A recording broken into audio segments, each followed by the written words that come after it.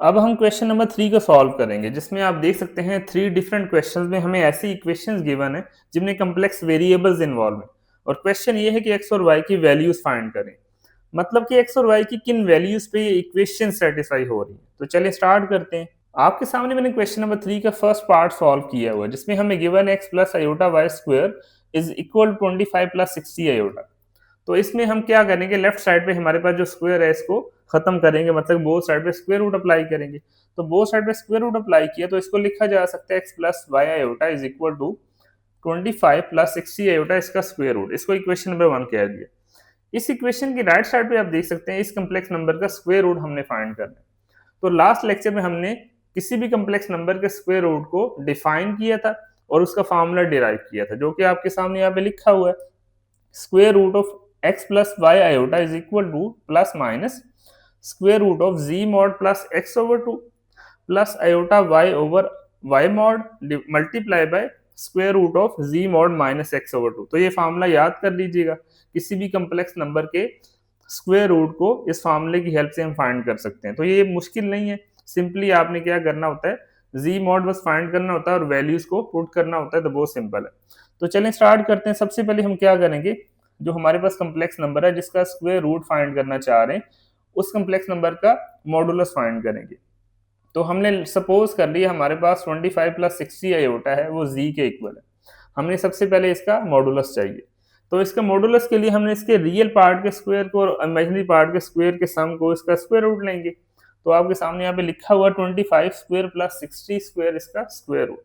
25 का स्क्वायर होता है 625 और 60 का स्क्वायर होता है 3600। इनको ऐड किए तो हमारे पास 4225 आ गया। तो इसका स्क्वायर रूट अगर आप कैलकुलेट करें तो वो आ रहा है हमारे पास 65। तो हमने जी मॉड फाइंड कर लिया। अब फार्मूला आपके सामने लिखा हुआ है, उस फार्मूले में वैल्यूज पुट कर रहा हूँ। तो जी मॉड की वैल्यू यहाँ पे पुट कर दी, हमारे पास 65 लिखती है यहाँ पे। 25 हमारे पास x की वैल्यू है divided by 2 plus minus iota y हमारे पास 60 है, 60 over 60 mod multiply by square root of z mod हमारे पास 65 यहाँ पे वैल्यू लिखती माइनस 25 ओवर 2। तो जस्ट मैंने क्या किया, ये वैल्यूज इस फार्मूले में पुट कर दिया। अब इसको सिंप्लीफाई मैंने करना है। 65 और 25 को ऐड करें तो ये 90 ओवर 2 इसका स्क्वायर रूट हो गया। ये हमारे पास कैंसिल हो गए। इसी तरह 65 माइनस 25 इसको सिंप्लीफाई किया था 40 ओवर 2 इसका स्क्वायर रूट हो गया। अब हमने इनको सिंप्लीफाई करना है।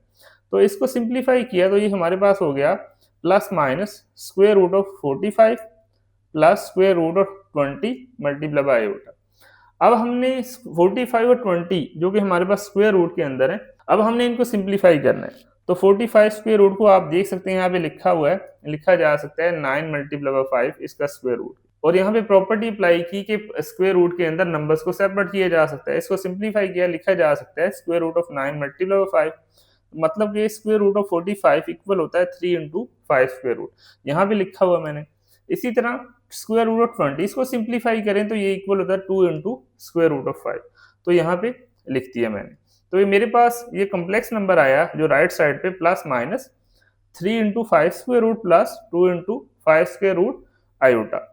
मतलब एक वैल्यू प्लस है, एक वैल्यू माइनस है। तो इक्वेशन 1 से मैं लिख सकता हूँ यहाँ पे x प्लस वाई आयोटा, हमारे पास उसमें वैल्यू पुट कर दी तो ये हमारे पास इक्वेशन आ गई। तो इसको सेपरेट लिखा, मतलब x plus Y iota plus 3 into 5 square root plus 2 into 5 square root iota. इसी तरह x plus Y iota is equal to minus, minus से मल्टीप्लाई किया तो ये इक्वेशन आ गई। अब इनको सिंप्लीफाई किया तो हमारे पास x और y की ये वैल्यूज आ रही हैं। तो हमने बता दिया x और y की इन वैल्यूज पे जो क्वेश्चन में इक्वेशन गिवन थी वो सेटिस्फाई हो रही है। अब हम क्वेश्चन नंबर 3 का सेकंड पार्ट सॉल्व करेंगे, जिसमें हमें इक्वेशन गिवन है x plus iota Y square is equal to 64 plus 48 iota. इसमें अगर आप देखें क्वेश्चन नंबर 1 में जिस तरह हमने एक कम्प्लेक्स नंबर का स्क्वायर गिवन था, हमने बोथ साइड पे स्क्वायर रूट अप्लाई किया तो दूसरी साइड पे जो स्क्वायर रूट है उसको फाइंड किया। तो सेम उसी तरह ये क्वेश्चन सॉल्व करेंगे। तो इसमें हम क्या करेंगे, बोथ साइड पे स्क्वायर रूट अप्लाई किया तो ये इक्वेशन हो गई x plus Y iota is equal to square root of 64 plus 48 iota. तो ये हमारे पास इक्वेशन नंबर 1 हो गई। आपके सामने फार्मूला यहाँ पे लिखा हुआ मैंने स्क्वायर रूट फाइंड करने का, जो कि यहाँ पे ये है।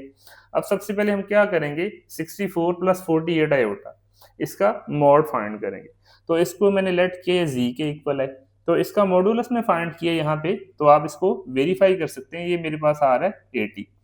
अब इसके मॉडुलस की वैल्यू यहाँ पे मैं पुट कर रहा हूँ एक्स और वाई की वैल्यूज के साथ। इस फॉर्मूले में मॉड की वैल्यू पुट की हमारे पास 80 प्लस 64/2 प्लस आयोटा, वाई की वैल्यू यहाँ पे 48 है, यहाँ पे पुट कर दी वैल्यूज।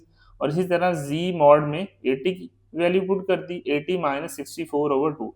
तो अगर आप वैल्यूज पुट करें तो ये इक्वेशन आ गई आपके पास प्लस माइनस के साथ। इनको सिंप्लीफाई करना है। 80 प्लस 64 किया तो 144 डिवाइड बाय 2। इसी तरह 80 माइनस 64 किया तो 16/2। इनके स्क्वायर रूट्स आ गए। अब इनको सिंप्लीफाई किया तो ये हमारे पास आ गया plus minus square root of 72 plus square root of 8 iota. अब हमने आपके सामने यहाँ पे मैंने लिखा हुआ स्क्वायर रूट ऑफ 72 वो इक्वल होता है square root of 2 multiply by 6। तो आप देख सकते हैं कैलकुलेशन मैंने की हुई है। इसी तरह स्क्वायर रूट ऑफ 8 को यहाँ पे लिखा जा सकता है 2 इंटू स्क्वायर रूट ऑफ 2। तो इनकी वैल्यूज को यहाँ पे मैंने पुट कर दिया प्लस माइनस की वैल्यूज के साथ। तो ये हमारे पास कम्प्लेक्स नंबर आ गया। अब हमने इक्वेशन नंबर 1 में इस कम्प्लेक्स नंबर को पुट कर देना है। तो इक्वेशन नंबर 1 से हमारे पास इक्वेशन क्या हो गई, वैल्यूज पुट करने के बाद x plus Y iota is equal to plus minus 6 into 2 square root plus 2 into 2 square root iota. अब ये हमारे पास दो वैल्यूज हैं, एक प्लस है एक माइनस के साथ।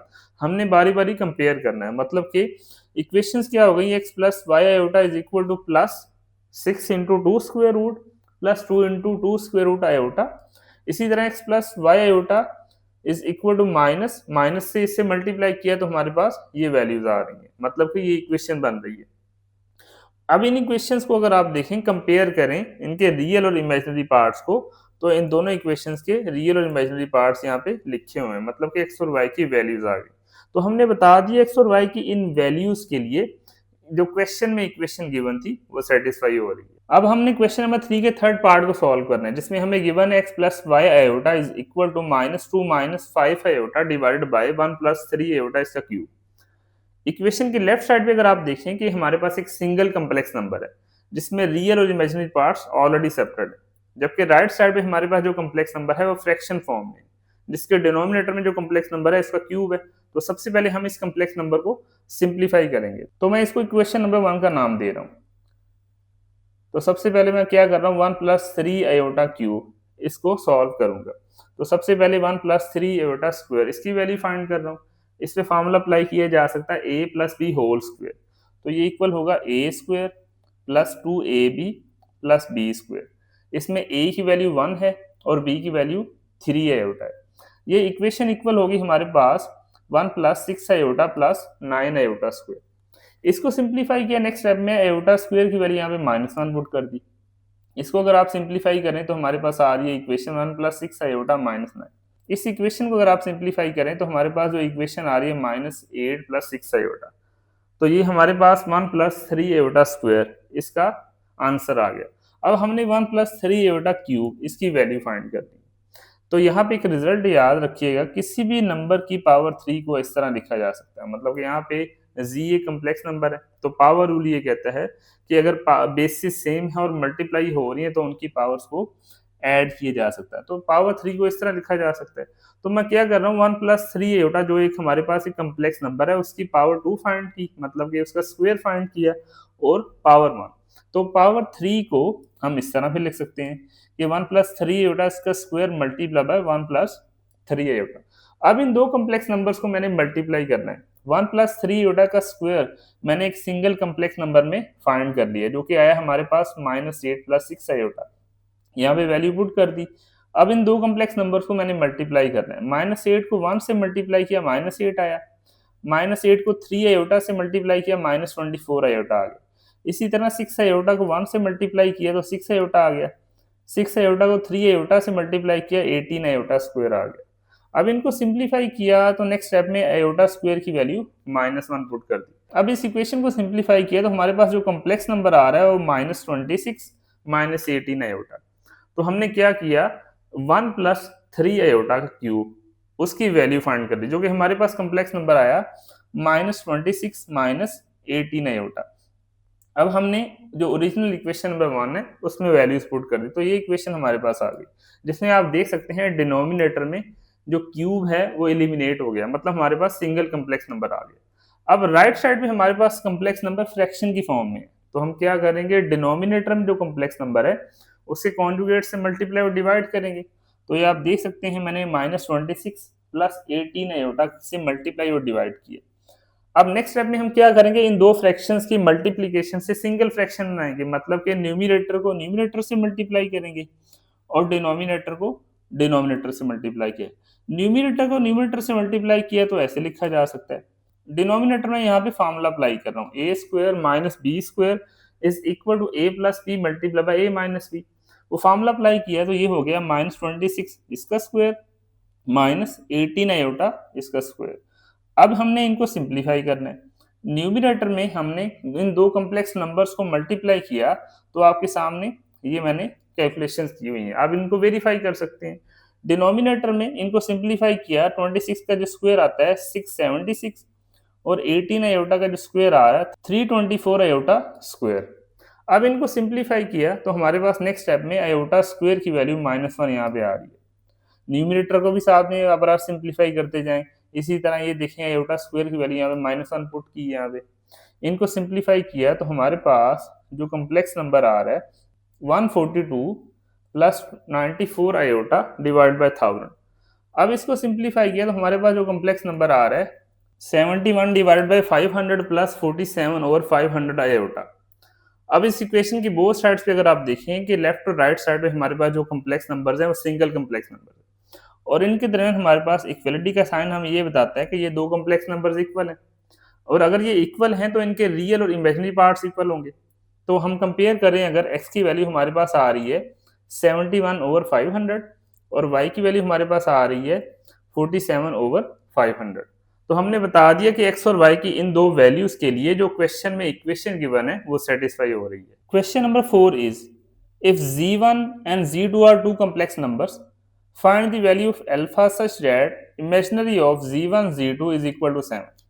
क्वेश्चन नंबर 4 में हमें दो complex number z1 z2 given है, और क्वेश्चन ये है कि अल्फा की किस वैल्यू के लिए ये इक्वेशन सेटिस्फाई हो रही है, मतलब कि अल्फा की वैल्यू क्या है यहाँ पे पुट करें कि z1 z2 का जो इमेजिनरी पार्ट है वो 7 के इक्वल आए। तो चलें इसको स्टार्ट करते हैं। आपके सामने मैंने क्वेश्चन नंबर 4 को सॉल्व किया हुआ है, जिसमें हमें गिवन है z1 z2 दो कॉम्प्लेक्स नंबर्स हैं और इक्वेशन गिवन है imaginary of z1 z2 is equal to 7। तो सबसे पहले मैं क्या कर रहा हूँ, लेफ्ट हैंड साइड पे जो हमारे पास z1 z2 की मल्टीप्लीकेशन है उसको सॉल्व कर रहा हूँ। तो यहाँ पे मैं वैल्यूज पुट कर रहा हूँ, जैसा कि आपको पता है कि z1 यहाँ पे 2 प्लस 3a होता है और z2 हमारे पास यहाँ पे 1 माइनस एल्फा है। तो हम इसको क्या कर रहे हैं, 2 को पहले क्या करेंगे मल्टीप्लीकेशन के लिए, 2 को पहले 1 माइनस एल्फा से मल्टीप्लाई करेंगे, इसी तरह उसके बाद 3 आयोटा को 1 माइनस एल्फा से मल्टीप्लाई करेंगे।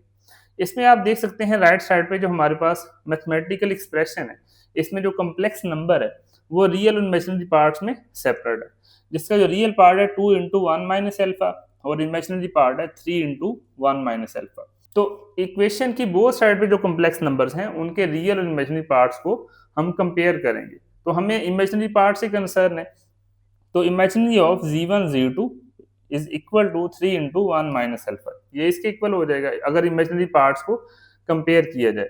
तो इसको अब हमने सिंप्लीफाई करना, ये हमें गिवन है इमेजिनरी ऑफ z1 z2 ये 7 के इक्वल है, यहाँ पे वैल्यू पुट कर दी, ये एज इट इज आ गया।